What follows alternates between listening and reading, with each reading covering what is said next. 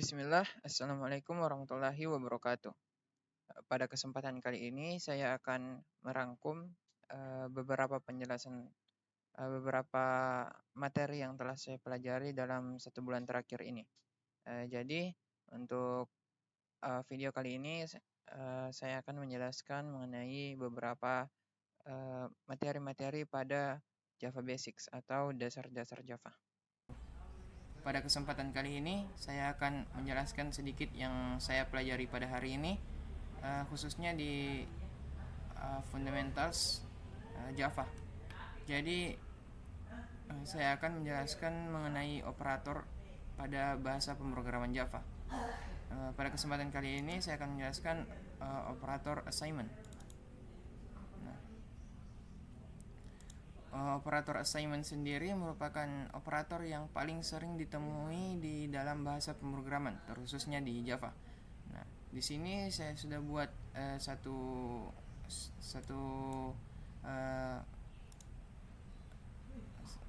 kode untuk mengimplementasikan operator assignment itu sendiri. Nah, sebelum itu di sini kita buat kelas operator assignment terlebih dahulu, kemudian public static void dengan kemudian kita buat variable value dengan tipe data integer. Jadi tipe data sendiri pada Java khususnya untuk tipe data primitif itu ada 8. Sedikit saya sebutkan, yaitu ada tipe data byte, kemudian ada tipe data short, kemudian ada tipe data integer, long integer, ada float, boolean, dan juga tipe data char atau karakter. Nah, di sini untuk pada kesempatan kali ini saya hanya akan menggunakan tipe data integer. Di sini oke, lanjut. Kemudian untuk variable another value sama integer, nilainya 19. Nah, untuk pengimplementasian operator assignment sendiri yaitu ada pada simbol sama dengan ini. Jadi simbol sama dengan itu adalah operator assignment yang mana kita memberikan nilai 2 pada variable value. Kemudian langsung tampilkan dengan perintah system out print line untuk value pada baris ini dan another value pada ini. Jadi ketika kita jalankan,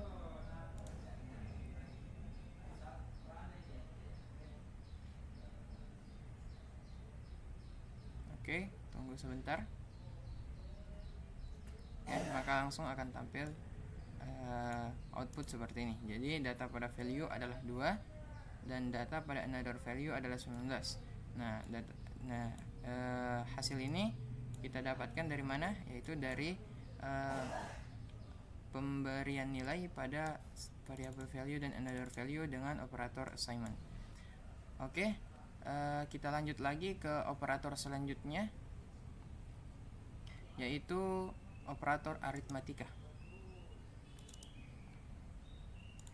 Untuk operator aritmatika sendiri, di sini ada beberapa operator, yaitu ada operator penjumlahan, operator pengurangan, perkalian, pembagian, dan juga operator sisa hasil bagi atau mod atau biasa disebut modulus. Nah, di sini saya membuat kelas operator aritmatika, kemudian di dalamnya saya membuat sebuah teks mencetak teks operasi penjumlahan, kemudian saya berikan nilai pada variabel hasil penjumlahan dengan operator assignment tentunya dan pemanfaatan operator penjumlahan. Jadi di sini 5 tambah 1. Kemudian kita buat teksnya, kemudian tampilkan hasil. Sama dengan yang lainnya, tapi di sini kita menggunakan operator pengurangan. Jadi dia akan melakukan pengurangan pada variabel hasil pengurangan. Jadi semua variabelnya bertipe data integer. Selanjutnya ada operator perkalian, 5 kali 5 kita simpan dalam variabel hasil perkalian. Kemudian ada operator pembagian. Jadi simbolnya seperti ini. Di sini kita berikan tugas untuk membagi 20 dibagi 2 ke dalam variabel hasil pembagian. Dan yang terakhir di sini ada operator modulus atau sisa hasil bagi. Jadi operator ini dia ditandai dengan simbol persen. Jadi misal di sini ada 8 mod 2, itu artinya 8 dibagi 2 sisa hasil baginya itu berapa, atau dia operasi habisnya dibagi habis dibagi berapa gitu. Jadi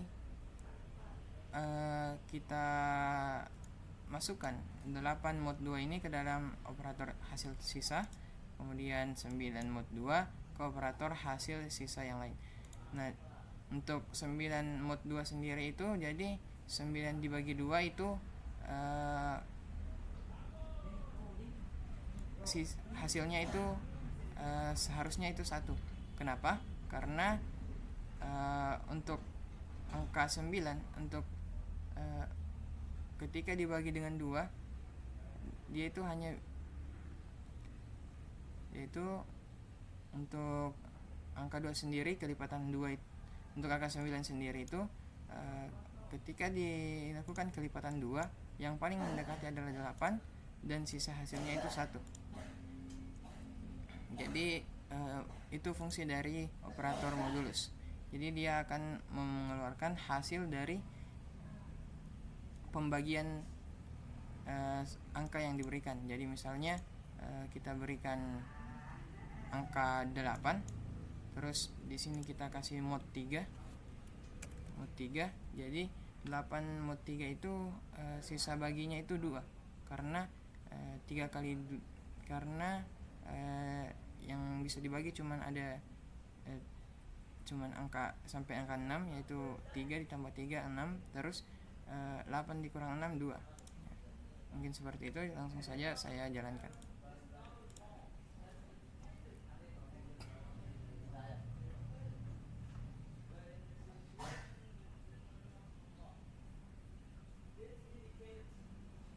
Oke, langsung tampil di sini. Semuanya berfungsi sesuai yang diinginkan.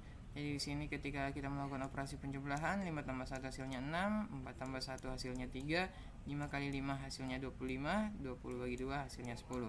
Untuk hasil bagi sendiri ketika 8 mod 2, dia sisa hasil baginya itu 2. Oh, sorry. Di sini harusnya 3. Ini cuman kendala di teksnya saja. Di sini mod 3 harusnya.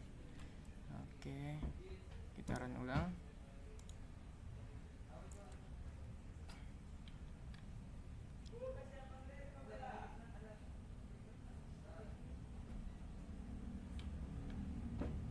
Nah, di sini ketika 8 mod 3 yaitu sisa hasil baginya 2, karena 8 ini cuman 3 perkalian 3 ini cuman bisa mendekati 8 cuman sampai angka 6, dan sisanya itu ada 2. Terus 9 mod 2 itu sisanya 1. Jadi untuk operator selanjutnya yang akan saya jelaskan yaitu tentang operator equality and relational.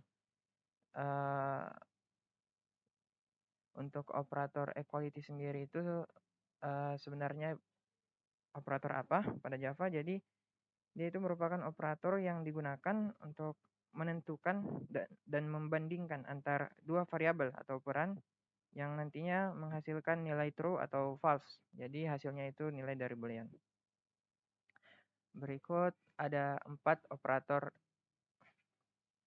ada 6. Jadi ada 6 operator dari equal. Yang pertama di sini ada equal to,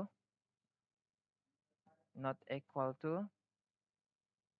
Jadi untuk equal to di sini dia sama dengan, kalau ini tidak sama dengan, terus greater than dia lebih besar dari, Kemudian ada greater than or equal to, dia lebih besar atau sama dengan dari, ada lebih kecil dari atau less than, dan lebih kecil atau sama dengan dari, less than or equal to. Oke, langsung saja kita ke programnya. Untuk equal sendiri di sini saya buat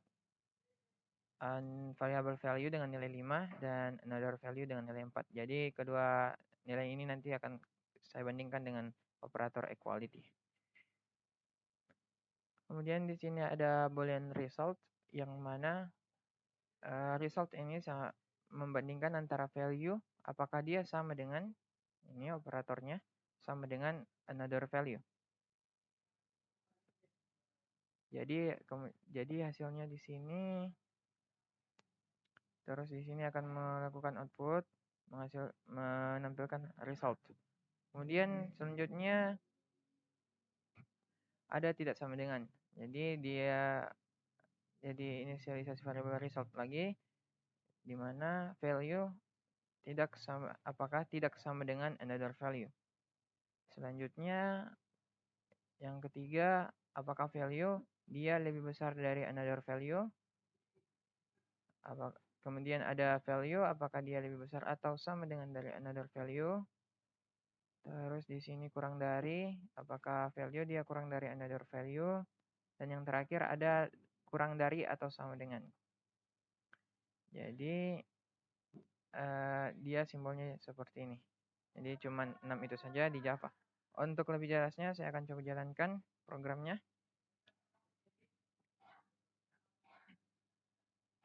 Oke, masih loading. Oke, ini hasilnya. Ya, yang pertama di sini untuk value dia apakah sama dengan another value? Sebelumnya kita kita ingat dulu. Di sini nilai value adalah 5 dan another value itu adalah 4. Jadi silahkan diingat. Nah, sekarang kita coba bandingkan dengan operator equality. Yang pertama di sini, apakah value dia sama dengan another value? Apakah yang artinya itu apakah 5 dia sama dengan 4? Nah, tentu tidak. Tentu 5 tidak sama dengan 4, maka hasilnya adalah false. Terus yang kedua, apakah value ini dia tidak sama dengan another value? Apakah 5 tidak sama dengan 4? Dan jawabannya true, benar. Karena memang 5 tidak sama dengan 4. Selanjutnya, apakah 5 ini lebih besar dari 4? Terus jawabannya true. Karena memang 5 lebih besar dari 4. Nah, bedanya dengan sama dengan ini, dia kalau misalkan di sini 5 lebih besar dari 4, maka nilainya true. Tapi kalau misal di sini juga 5 lebih besar sama dengan another value-nya juga 5, maka hasilnya juga akan true karena dia value ini dua kondisi. Dia bisa lebih besar dari another value atau sama dengan another value. Jadi itu fungsinya dari lebih besar dan sama dengan. Kemudian lebih kecil. Nah, value ini 5. Apakah 5 itu lebih kecil dari 4? Tentu hasilnya false. Dan yang terakhir, apakah value, harusnya value di sini. Value di sini. Apakah value dia lebih kecil dari another value? Nah, maka resultnya adalah false. Karena A5 dia tidak lebih kecil atau sama dengan 4. Jadi hasilnya false. Ya, mungkin itu saja untuk operator equality. Jadi dia gunanya hanya untuk membandingkan dua operan atau dua variabel, yang mana dia apakah sama dengan, tidak sama dengan, apakah dia lebih besar atau lebih besar sama dengan, apakah dia lebih kecil atau lebih kecil sama dengan. Ya, mungkin itu saja yang bisa saya jelaskan mengenai operator equality ini. Jadi untuk operator yang ketiga ini adalah operator unary. Jadi operator unary itu apa? Jadi merupakan operator yang melakukan berbagai operasi aritmatik yang hanya melibatkan satu operan saja. Operasi tersebut itu tidak dapat berupa operasi tersebut bisa berupa penambahan, pengurangan, atau membalik suatu nilai dari boolean. Pada Java sendiri, operator unary terbagi menjadi 5 bagian. Yang pertama di sini ada operator unary positif, ada operator unary negatif, operator unary increment atau penambahan. Jadi dia meningkatkan nilai sebesar 1 poin setiap perulangannya. Kemudian ada operator decrement, yaitu pengurangan. Kemudian ada operator komplement logika. Jadi dia merupakan operator yang memberikan sebuah nilai boolean. Oke, langsung saja kita ke codingannya. Jadi di sini saya mencoba mengimplementasikan kelima operator yang tadi. Untuk yang pertama di sini ada operator unary plus. Di sini kita coba berikan nilai dari variabel nilai awal ini dengan nilai 5. Kemudian untuk variabel berikutnya hasil ini merupakan unary positif dari nilai awal. Sehingga jika kita melakukan menjalankan programnya, maka hasilnya adalah 5. Nanti akan saya buktikan. Jadi saya jelaskan dulu. Selanjutnya di sini ada operator unary minus. Untuk struktur programnya sama, sintaks programnya sama, cuman dia di sini menggunakan unary minus. Selanjutnya ada operator unary untuk increment. Contohnya itu seperti ini. Jadi dia inisialisasi nilai dari nilai awal 3 ini dengan nilai 5. Kemudian kita increment nilai awal ini. Jadi dia akan menambah 1 poin. Kemudian kebalikan dari increment sendiri ada operator unary decrement. Dia mengurangi 1 poin dari nilai 5 ini. Yang terakhir ada operator logika, unary logika. Jadi dia membalikkan nilai booleannya. Ya, yang awalnya kita berikan nilai boolean false pada variabel sukses. Kemudian ketika kita print out, kita berikan di sini tanda seru yang artinya dia not sukses, yang artinya false-nya dibalikan menjadi true. Oke, langsung saja kita lihat hasilnya. Kita coba jalankan.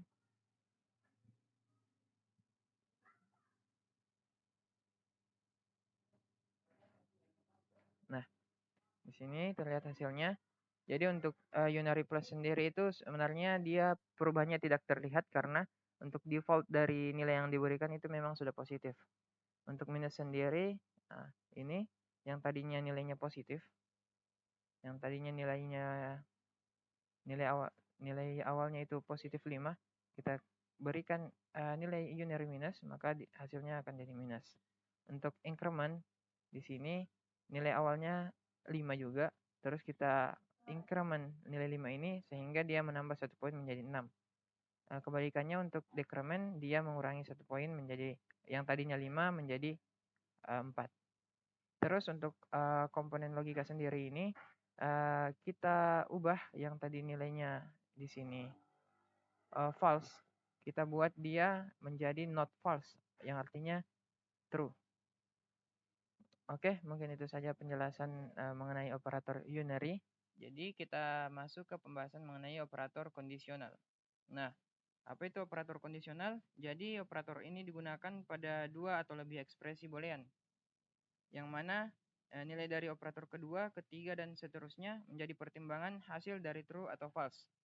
Untuk lebih jelasnya, di sini ada 2 operator dari kondisional. Yang pertama ada operator AND, dan yang kedua ada operator OR. Nah, AND ini merupakan operator yang mana ketika kondisi yang pertama dan yang kedua itu bernilai true. Jadi jika salah satu kondisi bernilai false, maka nilainya hasilnya akan false. Berbeda dengan OR, yang mana jika kedua kondisi bernilai true, nilainya juga akan true. Namun bedanya, ketika salah satu kondisi bernilai false atau salah satu kondisinya saja yang bernilai true, maka hasilnya tetap akan true. Oke, untuk lebih jelasnya kita masuk ke codingannya. Jadi di sini saya membuat kelas operator kondisional, yang mana di sini ada variabel value dengan nilai 4 dan another value dengan nilai 5, yang mana memiliki tipe data integer. Yang pertama di sini untuk conditional n. Nah, di sini ada variable result dan another result dengan tipe data boolean. Nah, untuk result sendiri di sini kita berikan dua kondisinya. Jadi di sini kondisinya apakah value ini sama dengan 3. Nah, karena value yang ditetapkan itu sama dengan 4, maka nilai kondisinya ini adalah false. Kemudian di sini another value sama dengan 5 berarti kondisinya true. Nah, untuk n sendiri jika salah satu kondisi saja bernilai false berarti hasilnya akan false.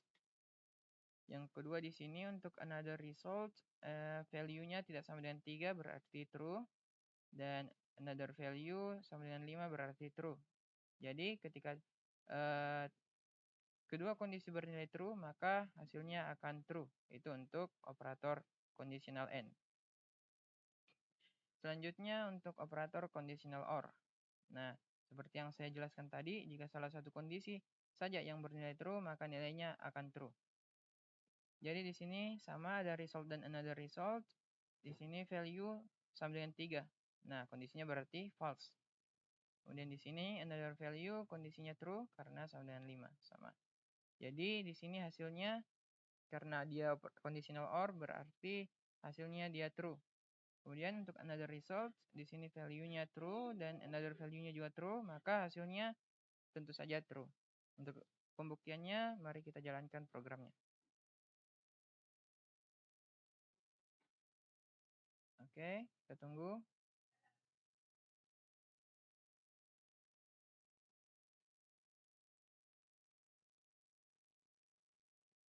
Nah, tampil hasilnya. Jadi untuk conditional n sendiri di sini, nah seperti yang saya jelaskan tadi, ini kondisi false ketemu true, hasilnya false. Kondisi true ketemu dengan true, maka hasilnya true. Kemudian untuk conditional or, kondisi yang ini false, tapi yang ini true. Jadi dia sudah bernilai true karena salah satu kondisi sudah memenuhi. Kemudian yang ini true dan yang ini true, jadi hasilnya sudah pasti true. Oke, mungkin itu saja pembahasan saya mengenai operator kondisional. Oke, selanjutnya setelah kita membahas mengenai operator pada Java, di sini saya akan membahas array pada Java. Jadi apa itu array? Array itu merupakan objek yang bisa digunakan untuk menyimpan kumpulan data lebih dari satu dengan tipe yang sama. Jadi array ini memiliki jumlah data yang fix atau tetap. Untuk lebih jelasnya bisa dilihat pada ilustrasi berikut. Jadi untuk angka-angka ini menunjukkan bahwa ini adalah indeks dari array. Kemudian untuk setiap kolom nilai bisa disebut sebagai elemen. Jadi ini elemennya, ini indeksnya. Jadi nilai di dalam elemen ini, jadi nilainya akan disimpan di dalam elemen dari array. Nah, untuk indeks array sendiri itu dimulai dari 0. Kemudian akhir dari indeksnya itu merupakan panjang dari elemen dikurang 1. Jadi panjang elemennya itu 7, kemudian dikurang 1, maka indeks terakhirnya itu adalah 6. Oke, langsung saja kita ke pembahasan mengenai programnya. Di sini ada beberapa cara dalam inisiasi array, jadi saya jelaskan satu-satu. Untuk cara pertama, di sini kita buat variabel, kemudian tipe data integer. Nah, ini menandakan bahwa ini merupakan variabel array. Kemudian di sini kita berikan nilai di dalam kurung kurawal sebagai elemen dari array.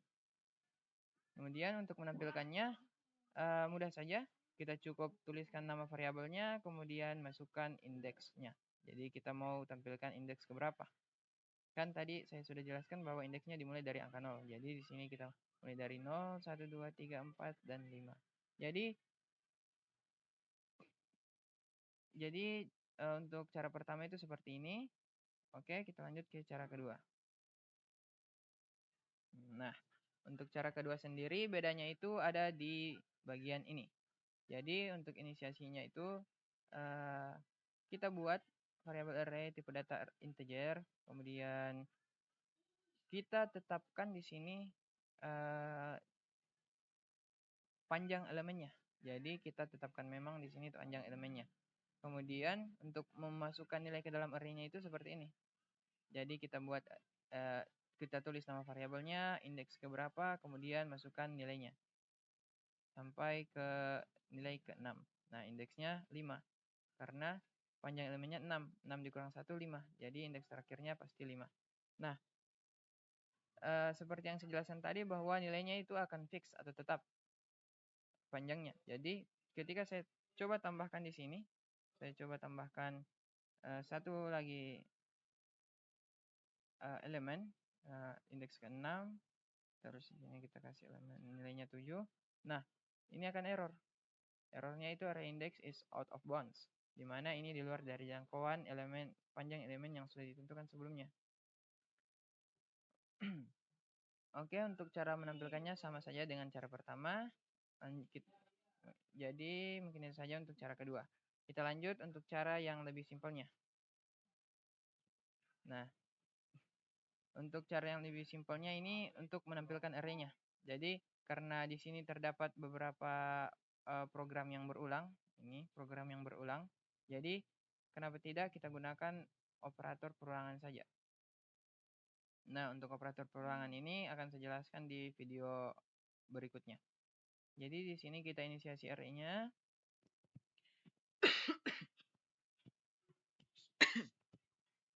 Kita inisiasi array-nya, kemudian berikan nilai di setiap elemennya. Terus untuk menampilkannya, kita gunakan perulangan for. Yang mana di sini ada tiga parameter yang diisi dalam for ini. Yang mana yang pertama kita inisiasi dulu variabel awalnya, nilai awalnya itu indeks awalnya itu 0, kemudian kita berikan kondisi di sini x lebih kecil dari array_ins.length. Nah, length ini panjang elemen dari array. Jadi panjang elemennya itu kan ini ada 6. Panjang elemennya 6 berarti di sini harusnya x lebih kecil dari 6. Kemudian x plus plus. Jadi ini operator increment yang sudah saya jelaskan sebelumnya. Oke. Kemudian di sini ada variabel array indeks ke x, di mana x tambah 1. Kemudian untuk menampilkannya langsung saja system.out.println array arint indeks ke x. Nah, cara kerjanya itu seperti ini. Jadi indeks awalnya kan 0. Apakah 0 lebih kecil dari 6? Iya, berarti turun ke bawah, kita increment dulu, turun ke bawah, kemudian tampilkan A ini indeks ke 0, array indeks ke 0, berarti 1. Indeks ke 0 sama dengan 1, berarti di sini tampil dulu, dia menampilkan 1, kemudian naik lagi, karena tadi sudah di-increment, berarti 0 tambah 1, berarti dia 1. Nah, 1 lebih kecil dari 6, kemudian tampilkan lagi indeks ke 1-nya itu 2, berarti tampil 2. Kemudian naik lagi, kemudian di sini jadi 2, indeks kedua itu 3, berarti tampil 3. Kemudian begitu seterusnya sampai dia indeks ke di sini 5. Incrementnya sudah berulang sampai 5. Kenapa 5? Karena 5 lebih kecil dari 6. Jadi kalau dia sudah sampai 5, kemudian di sini indeks ke-5, indeks ke-5 itu nilainya 6, tampilkan, kemudian naik lagi, cek kondisi, dia naik lagi ke sini, nilai x berubah jadi 6. Kemudian dia cek kondisi, apakah 6 lebih kecil dari 6? Jadi nilainya itu false, maka perulangan akan berakhir dan akan menampilkan hasilnya. Oke, untuk pembuktiannya kita jalankan programnya. Oke, mari kita tunggu.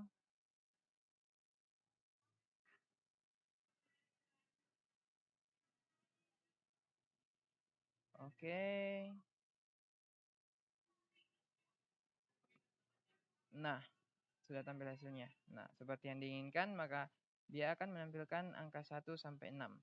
Seperti yang sudah dideklarasikan di sini. Oke, mungkin itu saja penjelasan saya mengenai array pada Java. Oke, baik. Selanjutnya kita akan membahas mengenai percabangan. Oke. Untuk percabangan sendiri di sini terbagi menjadi 4 jenis. Jadi ada percabangan if then else, if then else, kemudian percabangan switch. Jadi untuk if then sendiri itu cuman bedanya cabangnya lebih banyak lagi. Jadi mari kita bahas satu persatu. Yang pertama di sini untuk percabangan if then. Jadi untuk percabangan if then sendiri dia cuma memberikan satu kondisi saja. Jadi di sini sintaksnya if ketika nilai di dalam if ini bernilai true maka jalankan program ini. Nah, ketika saya jalankan maka hasilnya seperti ini. Oke, mari kita tunggu.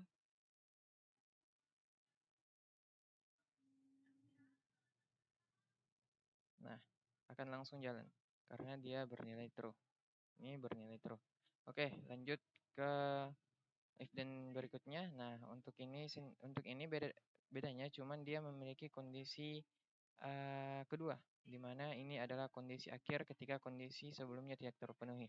Jadi di sini ketika is on bernilai true, maka jalankan ini, dan ketika selain daripada true, maka jalankan program yang ini. Nah, karena di sini kita memberikan nilai false pada is on, maka tentunya yang ini yang akan jalan. Mari kita buktikan. Nah, betul sekali.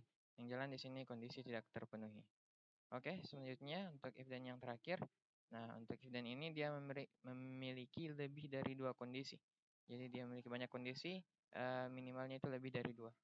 Nah, bedanya dia memiliki kondisi antara kondisi if yang pertama ini dan kondisi yang terakhir. Jadi di sini kita contohnya pemberian indeks prestasi pada nilai ujian. Di sini jika nilai ujiannya di atas 90 ke atas, maka tampilkan ini. Namun, selain daripada ini, jika bukan ini, dan kita berikan kondisi lagi. Jika nilai ujiannya 80 ke atas, maka tampilkan ini.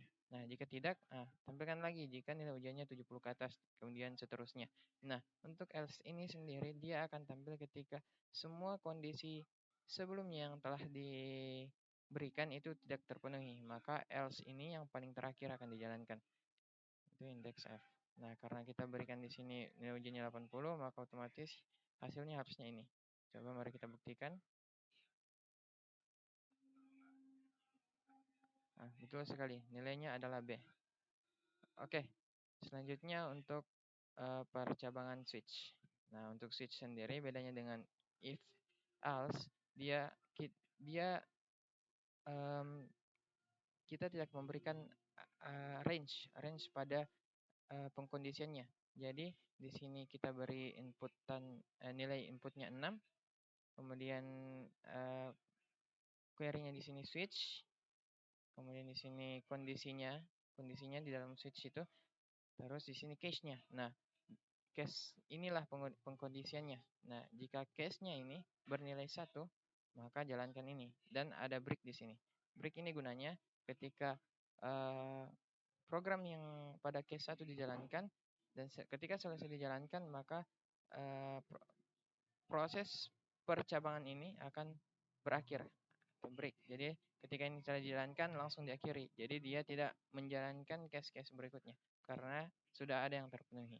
Jadi jika ini tidak terpenuhi, lanjut ke case 2, jika tidak terpenuhi, lanjut ke case 3. Nah, misalkan di case 3 terpenuhi, maka break ini langsung dijalankan dan langsung menyelesaikan pengkondisiannya. Nah, untuk default ini sendiri, untuk query default ini sendiri, dia mirip dengan query else pada if then, di mana default ini akan dijalankan ketika semua kondisi sebelumnya itu tidak terpenuhi.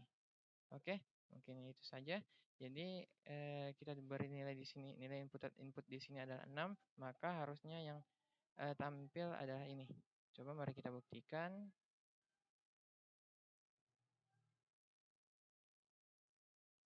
Nah, betul sekali. Nilainya adalah 6. Oke, mungkin itu saja untuk materi mengenai percabangan. Lanjut, kami akan menjelaskan mengenai perulangan. Nah, untuk perulangan sendiri di sini ada beberapa jenis perulangan. Ada perulangan while, for bersarang atau biasa disebut nested for, dan juga while. Nah, yang pertama di sini mungkin saya akan jelaskan mengenai perulangan for dulu. Nah, untuk perulangan for sendiri, di sini biasanya kita berikan kondisi seperti ini, di mana kita inisialisasi dulu variabelnya dan nilainya. Kemudian kita berikan kondisinya, kemudian kita berikan di sini operator increment atau bisa juga decrement. Kemudian berikan program di dalam statementnya. Nah, untuk kesempatan kali ini saya akan mencoba menampilkan angka dari 1 sampai 10 dengan menggunakan perulangan. Jadi, saya tidak menuliskan ulang semua programnya satu per satu dari 1 sampai 10, tapi akan otomatis bertambah sampai 10 baris dengan kondisi ini, dan angkanya juga akan berubah karena increment di sini. Oke, mari kita buktikan.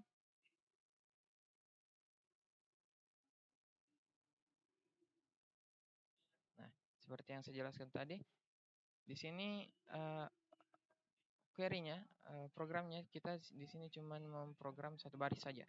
Tapi yang dia tampil 10 baris. Nah, itulah gunanya dari perulangan. Kita tidak perlu menuliskan program yang sama secara berulang-ulang. Kemudian untuk nested for. Nah, bedanya dengan for yang sebelumnya, yaitu nested for ini atau for bersarang ini, yaitu adanya kondisi for, perulangan for di dalam for itu sendiri. Jadi dia ada perulangan di dalam perulangan. Makanya dikatakan perulangan for bersarang atau perulangan bersarang.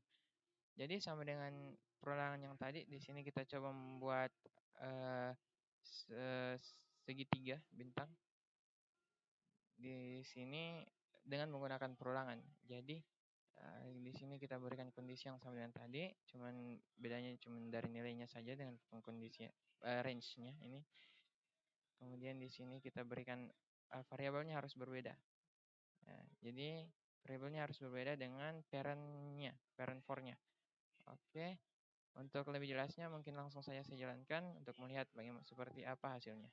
Nah, kita bisa membuat segitiga seperti ini dengan hanya memberikan kode program dengan beberapa baris seperti ini.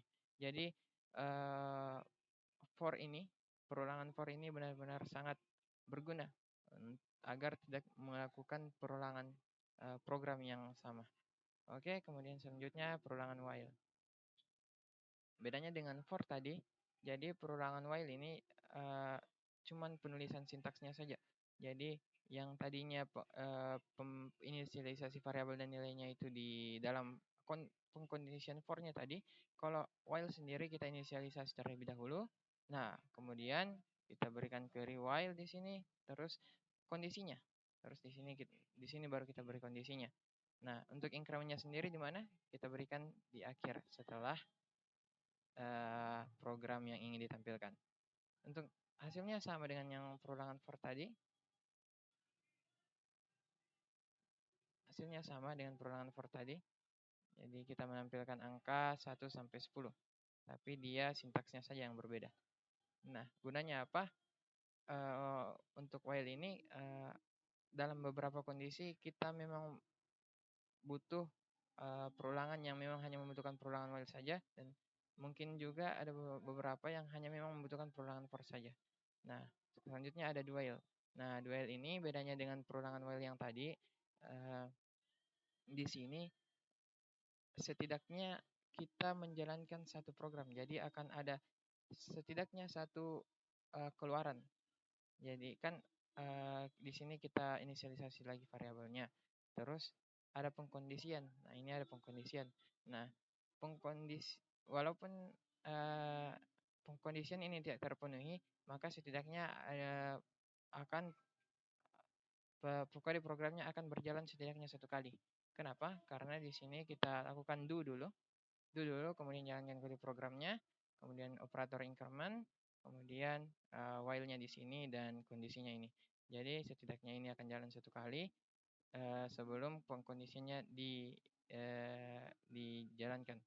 Di sini 10 ke bawah. Jika nilainya masih 10 ke bawah, berarti ini tetap melakukan perulangan. Sepertinya ini akan melakukan perulangan 11 kali, karena dia akan menjalankan satu kali dulu ini. Oke, mari kita coba jalankan.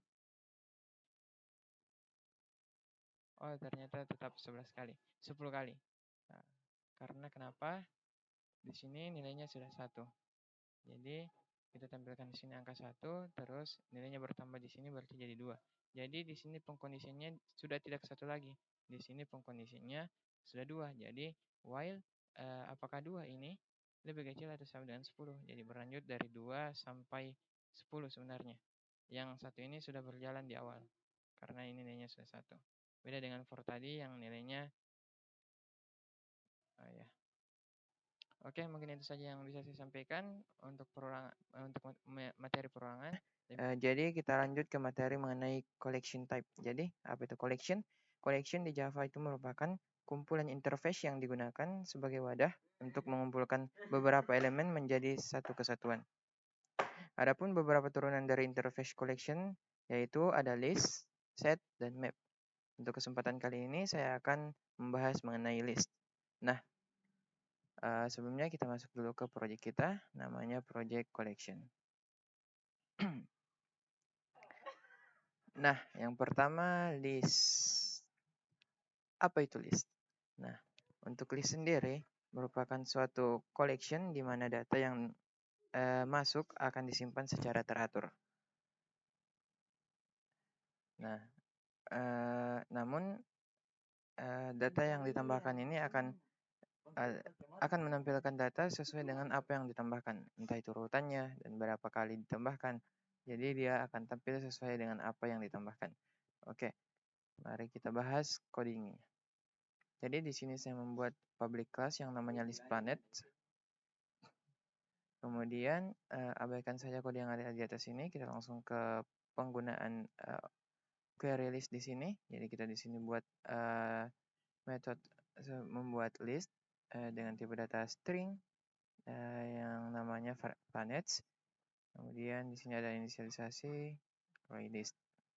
Oke, kemudian kita tambahkan nilainya.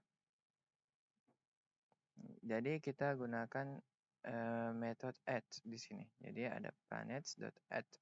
Jadi kemudian ini stringnya.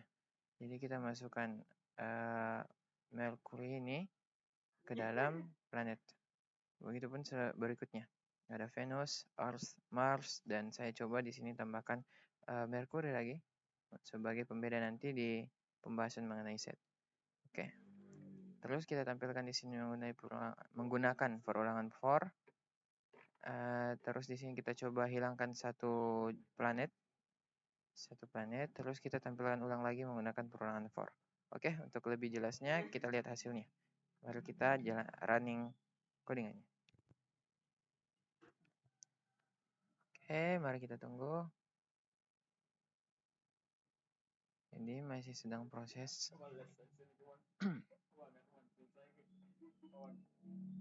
Nah, sekarang hasilnya sudah tampil. Oke, sesuai dengan apa yang dimasukkan tadi. Jadi saya masukkan ada ini sampai yang terakhir ini. Terus di sini kita masukkan juga indeksnya. Terus sebagai pembeda kita buat di sini list planet akhir yang mana di sini kita sudah menghilangkan atau remove planet Venus tadi. Yang ini. Jadi otomatis di sini Venusnya sudah hilang, jadi sisa 4 nilai. Oke, mungkin itu saja pembahasan mengenai list. Sekarang kita akan lanjut ke materi mengenai set.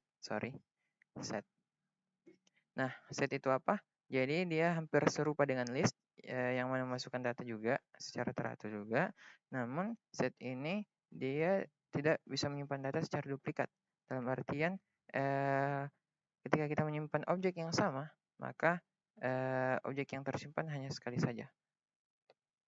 Nah, contohnya di sini, langsung saja kita ke codingannya. Di sini kita buat set tipe data string, namanya planets. Kemudian di sini ada hash set. Kemudian kita tambahkan sama dengan query add lagi beberapa planet di sini. Jadi saya coba di sini menambahkan beberapa planet yang duplikat. Contohnya di sini ada Mercury dan Earth. Ya, jadi dia ada 2 yang mirip. Kemudian setelah itu kita coba tampilkan menggunakan perulangan for. Nah, setelah itu kita coba gunakan juga query remove untuk menghilangkan satu planet. Lalu tampilkan lagi menggunakan perulangan for. Oke, untuk lebih jelasnya mari kita jalankan codingannya. Oke, sudah jalan. Nah, mari kita perhatikan di sini. Jadi untuk yang pertama di sini, nah di sini yang kita tambahkan itu sebenarnya ada 6. Tapi ada 2 data yang duplikat, seperti Mercury dan Earth ini. Nah, ketika ditampilkan dengan menggunakan set ini, maka yang tampil hanya satu saja. Ya, Earth-nya 1, Mars, Venus, kemudian Merkurinya juga 1. Kemudian setelah kita coba remove satu planet, maka Mars di sini ya, maka Mars di sini sudah hilang. Oke, mungkin itu saja penjelasan mengenai set. Jadi simpelnya set ini mirip dengan list, namun bedanya dia bisa memfilter datanya sehingga tidak ada nilai yang duplikat. Jadi kita lanjut ke bagian ketiga dari collection, yaitu map. Nah, map itu apa? Jadi map ini pada Java merupakan struktur data yang memiliki pasangan key value. Jadi dia sama dengan associative array dalam bahasa pemrograman PHP. Oke, mungkin langsung saja kita ke codingannya. Jadi di sini saya membuat kelas map planet, di mana ada seperti biasa public static void main, kemudian di sini ada planets dengan tipe data string, diambil dari planet, kelas planet, jadi dia merupakan map. Dan di sini kita inisiasi menjadi new hash map. Kemudian untuk metode put di sini planets dari ini planets.put. Put ini untuk menambahkan objek ke map. Jadi untuk menambahkannya kita pakai metode put, kemudian di sini ada key-nya, kemudian di sini ada value-nya. Nah, untuk value-nya sendiri kita menggunakan public function yang diambil dari kelas planet. Jadi ini kita ambil dari kelas planet ini di sini. Jadi kita ambil di sini. Oke, kita kembali. Nah, yang mana di planet ini kita harus mengisi 2 parameter argumen, yaitu argumen name dan juga massa. Name dari planet dan juga massa planetnya. Oke, kita kembali ke map. Jadi di sini kita inputkan 5 atau kita tambahkan 5 key value. Yang mana pertama ada Mercury dengan massa 0,06, Venus dengan massa 0,82, Earth dengan massa 1,00, Mars dan Mars X dengan massa 0,11. Jadi setelah itu kita coba tampilkan. Yang pertama di sini kita tampilkan dulu size-nya, ukurannya. Jadi di sini saya coba memberikan menambahkan 2 key value dengan key yang sama. Jadi sebenarnya key-nya itu harus unik, jadi tidak boleh sama. Jadi kita coba apa yang terjadi ketika kita menambahkan key yang sama. Kemudian untuk menampilkannya di sini kita gunakan perulangan, kemudian sistem print out, key, dan kita jalankan plans.get key, di mana metode get ini untuk melihat isi map berdasarkan key-nya. Kemudian kita coba remove salah satu planet, yaitu key yang kedua. Key kedua kita coba remove dengan metode remove. Kemudian kita coba tampilkan ulang kembali, di mana di sini kita tampilkan size-nya, kemudian kita tampilkan kembali list planetnya. Oke, untuk lebih jelasnya mari kita jalankan codingannya.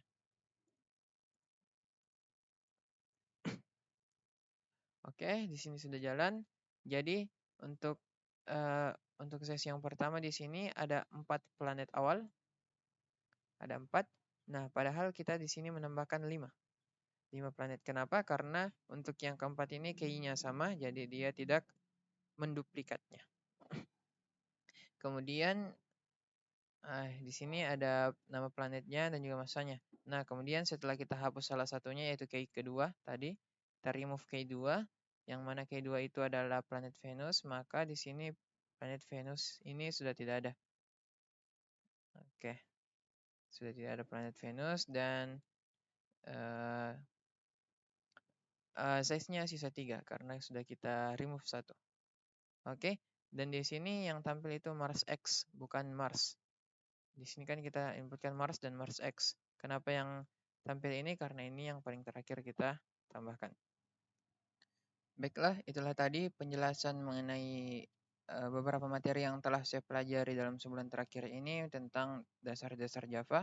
Lebih dan kurangnya mohon dimaafkan. Billahi taufiq wal hidayah. Assalamualaikum warahmatullahi wabarakatuh. Dan terima kasih.